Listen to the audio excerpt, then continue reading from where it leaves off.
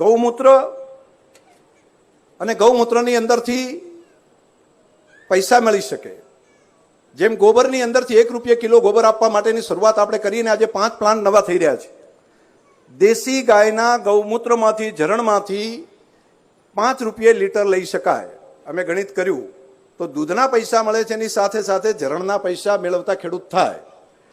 આની અંદર ગૌમૂત્રની અંદર અનેક વસ્તુઓ સારી છે કે જે દવા પણ બનાવી શકાય, ઘણું બધું કામ કરી શકાય। તો કેટલાક આપણા દૂધ શીત કેન્દ્રો હોય એની અંદર આ વ્યવસ્થા કરીને જે બંધ થઈ ગયા છે ત્યાં ઝરણ કલેક્શનનું કામ આપણે કરવા જઈ રહ્યા છીએ।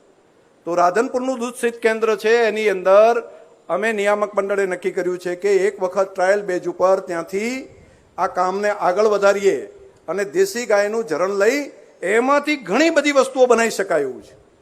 એની શરૂઆત આપણે બનાસની ધરતી ઉપર કરવા આગળ વધી રહ્યા છીએ।